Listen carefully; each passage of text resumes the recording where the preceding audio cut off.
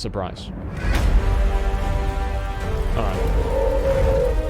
Hey everyone, and welcome back to a surprise video. The return of the Lich King. Well, being real with you, it's not like he's been gone for that long. He was very active during Legion, and of course with us paying him a visit in battle for Azeroth. Indeed, all of that had led to much speculation, with it being clear that the Lich King's patch 7.0 reintroduction would be paving the way for a future story. Right. Well, today we are seeing the next steps there. And by the way, if you're interested in the obvious elephant in the room here, do be sure to watch yesterday's video, which covers that in a lot of detail. Okay, patch 8.3's data mining has been, I'd say, absolutely wild thus far, dropping more lore reveals than we can really keep up with. Now, the first major discovery here, of course credit to Wowhead, was that the allied race Death Knight textures had been found. Now, you might just be thinking, oh, that's just a fan-requested feature, but there's far more to it. So, allied races can't be Death Knights right now because of lore reasons. The Death Knights of Azeroth were risen and were robbed of their free will by the Arthas Lich King, only to be freed by Tyrion, then, of course, that's sparking off an alliance between the Ebon Blade and the Argent Dawn. But I don't think that the lore is why Blizzard hasn't made the allied races Death Knights. I think that it's simply because they don't want to deal with it. I really don't think the lore is the limiting factor here. Now, maybe I'm wrong, but that's my opinion. Past that, though, people aren't making Death Knights in the current day. Well, you know, bar the Four Horsemen in Legion. Now, that's why I say the Pandaren couldn't be Death Knights. So, for there to be an allied race Death Knight, that means that somebody's got to be creating them. Who? Well, I think it's rather clear, the Lich King. Why do I say that? Well, because Wowhead also found an encrypted Lich King sound file. Now, here's the deal. Blizz only encrypt important stuff, like the 8.2.5 cinematics or, say, promotional mounts. So that means that for them to encrypt this shows that it's a pretty darn major reveal, one that maybe if we got it now, would color our perception of the future. Indeed, if it's tied into, say, a Blizzcon announcement, then getting an early glimpse would steal their thunder. And this absolutely is a major concern for Blizz across the board. Patch 8.3 will release after BlizzCon, but it will be in testing before BlizzCon. And of course, BlizzCon will be an expansion announcement, so it's a tricky position for them to be in. Now, more on that sound file in a bit, but the first thing I'd like to talk about is, well, this. Death Knight Lightforged Draenei. That's a bit wild. I've got to wonder how the process works, especially because it would not be like somebody being a paladin in life and a Death Knight in death. The Lightforged have had their bodies infused with the light's essence, like all the tattoos, the stuff that's going on with them. If you actually read into the lore, it can be an extremely painful process.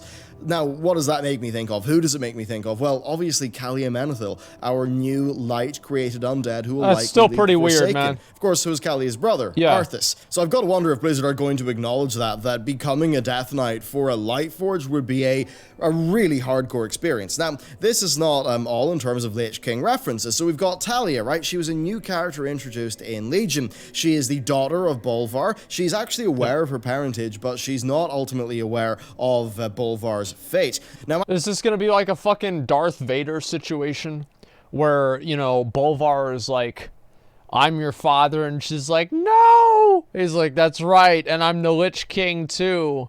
I can just only imagine this is what's gonna happen, man. And I guess it's like, okay, yeah, whatever, that's fine.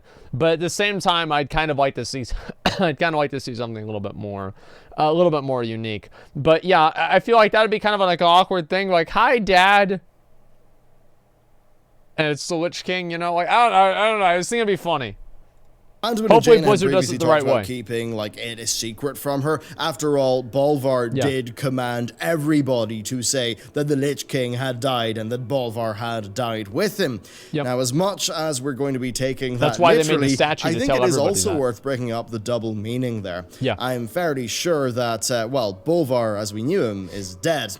Being merged with the Lich King, you know, sitting atop the frozen throne, and the Helm of Damnation that even shows him visions that he admits he can't really understand. Well, that changes people. I mean, Bolvar commanded his Death Knights to steal Tyrion's corpse in order to raise him as a Death Knight. That's not something that regular Bolvar would do. So when he says that... Well, it's also not something that evil Bolvar would do. Like, Bolvar wanted to raise Tyrion because he wanted to use Tyrion to fight the Burning Legion. So even though Bolvar was doing something, it's like, is raising Tyrion kind of a dick move? Yeah, I mean, I guess. But at the same time, he's trying to raise Tyrion to help him out again. So is it really that bad of a problem? It was a good thing. Yeah, it was a good thing. Like Bolvar, it's like the new Lich King is like Illidan. Illidan had good intentions, but he's just a fucking asshole, right? And he was like, you know what? He's like, you know what? If this is a problem, it's like, oh, your arm hurts, cut off your arm, right? It's like, yeah, it's a solution, not a good solution, but yeah, points for trying at least. That's basically what's going on here. I really don't think that the Lich King is like this fundamentally evil force. And to say that like, oh, his mind has been corrupted as time goes on, that is such a cheap ass bit of fucking bullshit, dude. And here's why. Is because if that happens, then people are going to be like, well, how are we supposed to know that? Like, it's going to come out of nowhere for people, because last time they thought of it, they're like, oh, we were talking to Lich King. That's the guy that gave me my legendary. That guy's awesome. Or my artifact weapon. That's my boy, dude. It's the Lich King. That's basically like the High Lord of the Paladins, except for he's the Low Lord, you know, or it's a fucking Lich King, okay? Bolvar Fordragon died with him, well, I think there's a good degree of truth there. Now, going back to 8.3, at a point after the conclusion of the Nyalotha events, Jaina and Anduin are talking about the future and their desire to bring justice to Sylvanas. However, Anduin notices a messenger from Kulturas, and he proceeds to ask Jaina about it. So, Jaina reveals that it was a letter from a certain eager cadet asking to see Stormwind and learn more of her father. So, it's obviously Talia. Now, Anduin says that, just to tell her that it's not a good time for visitors. That's kind of interesting, because Jaina actually thinks that she should hear the truth, but then Anduin reminds her of the secret that they swore to keep. Still, Jaina does respect his authority and says that it is Anduin's call. Now, this is very interesting. Clearly, Anduin is kicking the can down the road here, because earlier in BFA, he actually told her that when time permits, she could come to Stormwind and that he would share stories about He's gonna fuck the shit out of her. Like, that's what's gonna happen. Like, everybody knows it. It's obvious. Right? Like, that's clearly what's going to happen. Like, as I said, everybody knows. And it's going to make things interesting, too, right? Because, like, imagine, like, you're dating this girl, and then her dad turns out to be the Lich King. I don't know. That seems... That sucks. Like, for what? It just simply sucks, man. Relatable? Yeah, I guess so. Father. Hell, I mean, this would be much to the chagrin of the Randuin campaigners, but a lot of people have been speculating about the two of them becoming a thing, and that would be in line with, well, patch 8.3, which seems to be a patch where, everyone's getting some. I'd say who, but I do like to keep these patch lore videos very confined to the title topic, so that somebody, say, doesn't click on a Lich King video, only to have maybe the end of Nyalotha be spoiled. So anyway, we've got this talk of Bolvar and Talia. We've got allied race Death Knights. We've got encrypted voice files.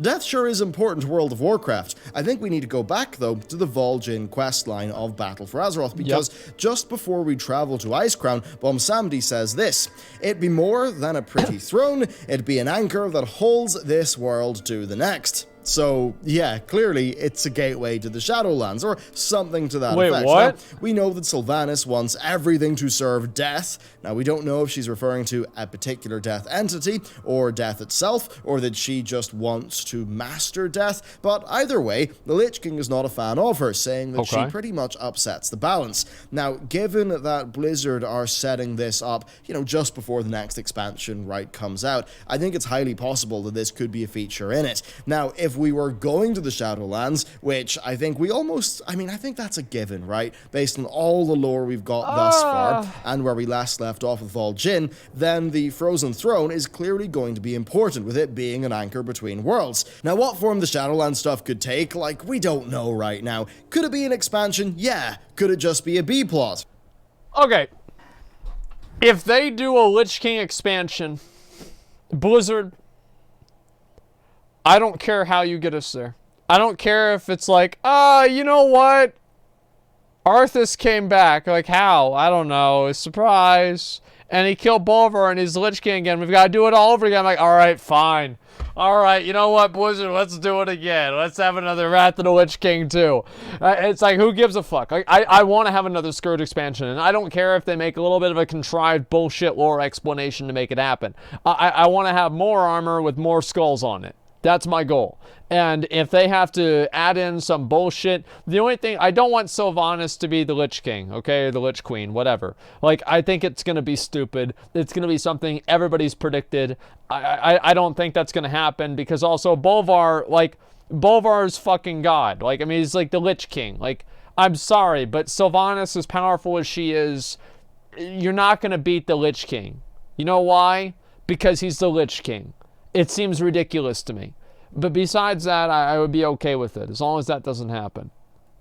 Yeah, that's also possible. Either way, though, we need to talk about the character of the Lich King. Yeah. Now, I already mentioned the Tyrion situation from the Legion campaign, but there is more, because in patch 7.2, he sends the Death Lord off in search of something powerful. Yeah. And this leads you to the Ruby Oh, Sanctum, yeah. where the Lich King says that you can either kill the dragons there or spare them. What the And if you kill the fuck? dragons, he says that you are empty inside, just like he is. Now, what happens next is a bit What more spooky, the because you fuck? make your way to where the red dragon Wow. that you're about to raise up is lying, only for you to come upon Feral Scourge. Now, the Lich King threatens you here. He says that if you win against the Feral Scourge, yeah, you can claim the dragon, but if you fail, that he will claim Arcturus, noting that he has plans for the Citadel. Again, pretty spooky. Then finally in BFA, he informed Vol'jin that Vol'jin was neither damned nor was he undead, and that he did not belong in the Frozen Throne. Then Aer even said that Vol'jin had been touched by the Hand of Valor, so as you can see, yet more mysteries here with these death characters and with the Lich King's motivations.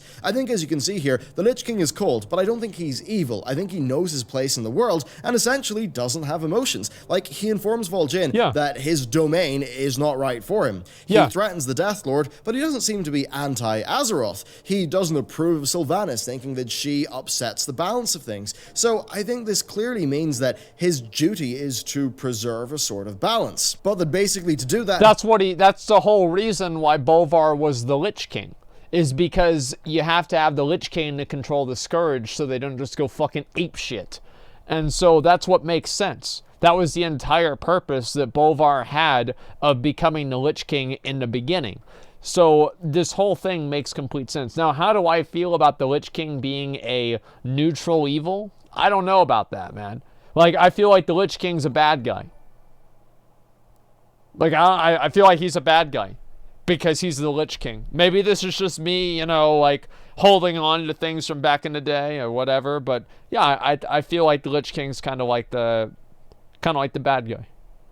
He's going to be pragmatic and emotionless. Like, you'd think the Death Lord would be important to him, but no, he was like, well, if you die, I'm just going to take Arcturus, and I've got plans for it. Yeah. Now, there could be one thing that could change him, though, and that's Talia. Now, the reason why here is that this could be playing into an aspect of Arthas that we didn't see, even though so many characters wanted it to happen. Yeah. They wanted a bit of the old Arthas to break through and fight back, and we sort of saw that happen after his defeat. Now, in this case, I would wonder if her journey to the Frozen Throne and confronting her father would change him. You know, if that happens, I think his reaction would really define the lore, because it could go really badly, right? She could get killed, raised up as a Death Knight, something like that. It could, though, go well. It could warm the heart of the Lich King, maybe to the degree where it would increase the influence that Bolvar's old personality and attachments actually have on the new Lich King persona. Now, do remember here that Arthas merged with the Lich King in year 22 and emerged in year 27. That was a 5-year melt. Bolvar took up the crown during year 27. We currently believe that Legion ended on year 33, so... I don't even know if they have a timeline for this game at all. I have no fucking idea how any of this is supposed to work. Like, that is just so beyond me.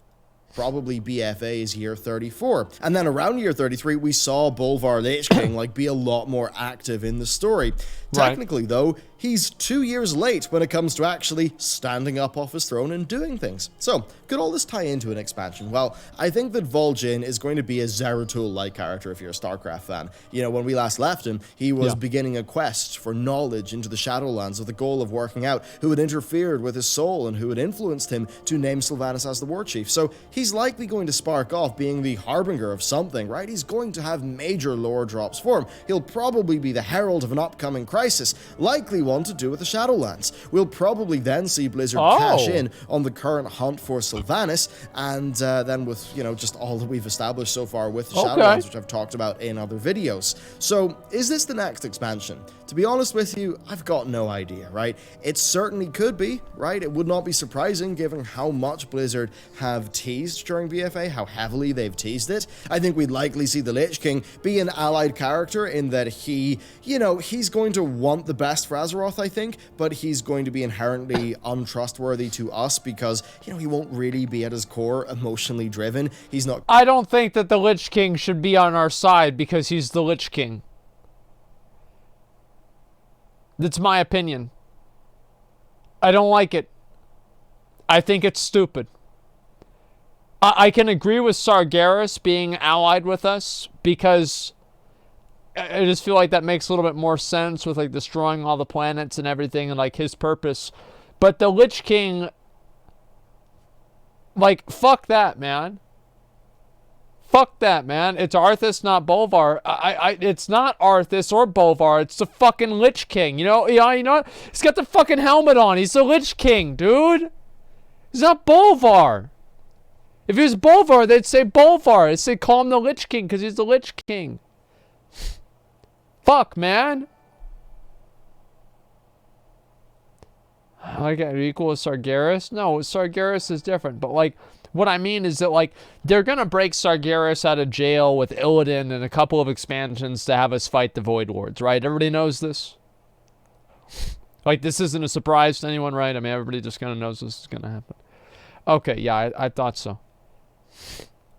Going to respect things like life as much, I suspect. I think Talia will be a major character, Vol'jin will be a major character, and the various related Shadowlands entities will also be major characters. That's the like of Aegir, Bomsamdi, maybe even Odin, probably like Muzala, maybe even Hakar. Now, I'm going to leave you with some tidbits here, right? This is really fun. Neither Ner'zhul nor Arthas fully unleashed the undead. And that was confirmed by Chris Metzen ages ago. And Chris even said that we should speculate as to why. Now, of course, Chronicle later did suggest that it could have been that they were aware of the existential threats to the planet and planned to use the undead sort of in that capacity, but still a bit of a spooky thing. And I've got another tidbit for you, because whenever Bolvar put the crown on his head, Blizzard played the main part of Yogg-Saron's theme, and Blizzard later said that there was a deeper connection there between those two characters, but that they did not do it justice in-game. So, with what I've teased you with, I'll now take my leave, but, well, let's just play the clip. Thank you for watching. I'll see you next time.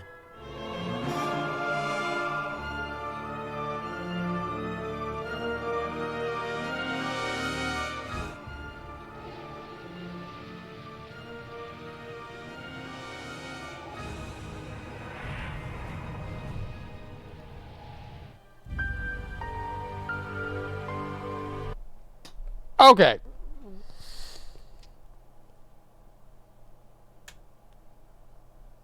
That's extremely interesting. That is extremely interesting. Yogg-Saron? Whoa, what's going on here, boys? I cannot believe that they planned it that far in advance. I'm sorry, I can't believe it. Like, there's there's no way, dude. There's no There's no fucking way. What if they did? I mean, they do call their studio or whatever they do when they come up with this shit. Remember, they call it their dojo. And they don't allow outside influences in their dojo. No negativity. It could very well have happened.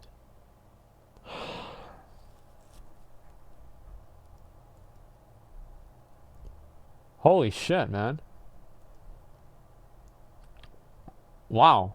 The more the more the expansion is death themed, the better. I absolutely love it. I hope we get necromancers and so many bony and wrath themed armor sets and weapons, because that shit is the best. Yo, true, dude, big true.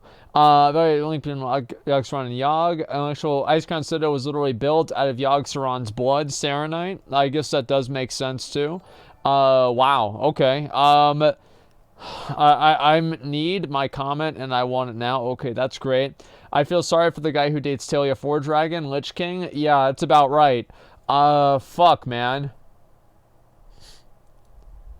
So are we getting a Lich King expansion? The last thing that Chris mentioned worked on was the planning for the intro to BFA. They do plan many years in the future.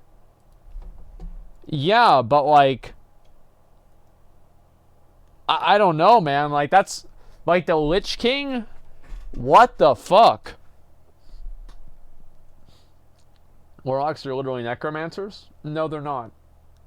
Warlocks are not necromancers. Warlocks summon demons, necromancers raise undead. They're two different things. Nixium video.